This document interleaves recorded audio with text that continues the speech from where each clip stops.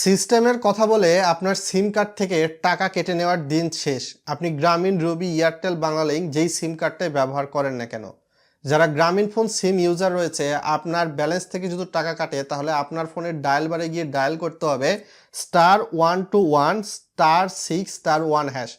Dial করে দিবেন, টাকা কাটা বন্ধ হবে, 24 ঘন্টার মধ্যে অ্যাক্টিভ হবে।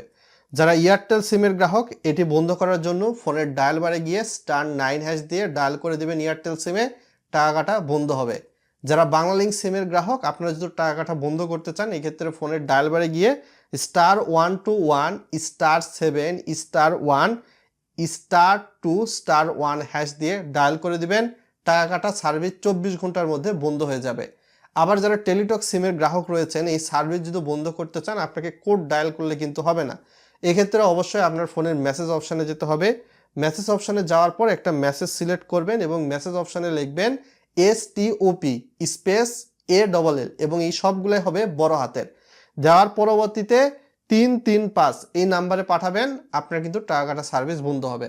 আর যারা রবি সিমের গ্রাহক, এটি যদি বন্ধ করতে চান, তার আগে ভিডিওটা লাইক করে শেয়ার করে মানুষকে জানিয়ে দেওয়ার রিকোয়েস্ট করছি। সেক্ষেত্রে ফোনের ডায়াল বারে গিয়ে *9# দিয়ে ডায়াল করে দিবেন। ডায়াল করলে 24 ঘন্টার মধ্যে টাকা কাটা সার্ভিস বা ভ্যাশ সার্ভিস যেগুলো রয়েছে, এগুলা বন্ধ হয়ে যাবে।